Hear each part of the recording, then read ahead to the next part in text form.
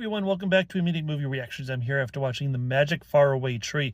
This movie stars Andrew Garfield and Nicola Coughlan, and it is the story basically of Andrew Garfield.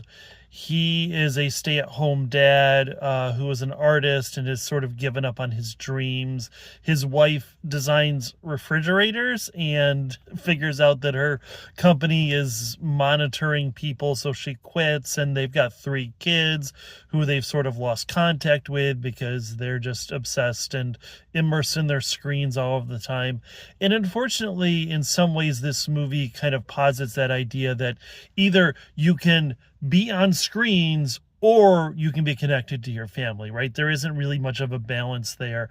The kids are kind of bratty and obnoxious, though obviously we know where this story's going. We know what the moral is going to be. What they decide to do after the wife quits her job and they're immediately poor for some reason, and immediately losing their house and their car and everything else, none of it makes sense. Don't think too much about this. It is, in its heart, it is a kid's movie, right? So they decide to move to the countryside near where Andrew Garfield grew up, and then he's going to grow tomatoes and then turn those tomatoes into a special sauce because he makes this authentic Italian sauce, even though he's not Italian, even though at the end they say maybe he is because he speaks Italian. It's all kind of weird. I don't quite get the point of all of that. I do understand the moral of getting away from the screens and getting back to nature and back to your roots and all of that sort of thing. And it is sort of a boy comes home story, because what happens is when they get to this place in northern England, I guess it is, I don't think it's Ireland, there are fairies, and the young girl who isn't speaking, we've seen this all before, she finds her way into the fairy world and then recruits her brother and sister to go with them, and then they learn the magic of the fairies, and you can't forget about them or they lose their power and blah blah blah blah, all that stuff that we have seen before. This movie is sort of like Mr. Megorium's Wonder Emporium, if anyone remembers that movie. It is a movie that is actually pretty damn good, but is probably going to get missed and forgotten by a lot of people. And I think that there was a point where I was thinking, this needs a little more magic and a little more whimsy. And it definitely brings that in. It never gets really big or epic or grand or really too magical. It all feels like small set pieces. I don't know that the story, it doesn't quite pull it off. This is based on a series of books, and it feels like it's throwing everything from those books into this one movie, and it gets overly long and overly saccharine, and I think a little bit boring. It's strange because there was a point in time where I felt bad for Andrew Garfield after he had been sacked as Spider-Man. Still, I love those movies so much. He might be my Spider-Man. I think those movies are fantastic.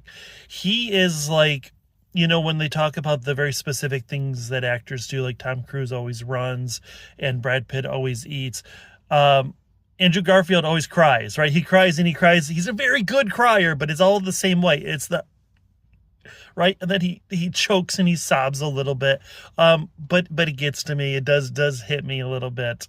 I think he has had such an amazing career, and I love that he is now able to do these movies. I know I have been sort of overly critical of this. Nicola Coughlan is amazing. The kids, as obnoxious and annoying as they are, definitely get better by the end of the movie. Moonface, Nancy, I can't remember his name. The guy who plays Moonface is absolutely, he's great as well. That's, the fairies that are there. They travel to these other worlds and you see some cool things. There's some kind of funny jokes. I don't know. It's okay. Like, in the end, it's a good movie, not a great movie. I do think it's a little bit long. I think it's probably tops out at about age 12 to 13 or so. I was watching this with my wife, and we're like, I wish I had little kids, right? And now I'm nearly at that point of having grandkids that I'll be able to show this to. But I think when my boys were younger, they would have loved this movie. There is some magic, there is some nostalgia. It's not the greatest movie of all time. It's maybe not even really, really good, but I think that there's going to be people out there that this will be their favorite movie if they're able to give it a chance. I'm going to give it a 7, which it's weird that this is the second movie in a row, and a little bit of a spoiler here, where it ends with this sort of community clam bake, I don't know, whatever, get together to save a farm or to save a restaurant or to save, in this case, a family. But it's an interesting turnaround there. I think it's a 7 only because, like I said, it doesn't really develop too much as far as character. The story doesn't really go much of anywhere.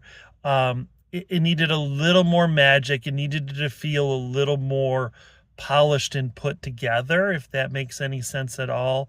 I think that this movie is going to be great for some kids, but a lot of them are just going to kind of be bored, unfortunately.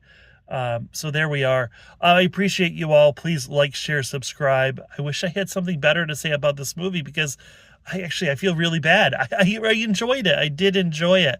But yeah, that's it. It's just pretty good. Anyways, like, share, subscribe. I will see y'all after the next movie.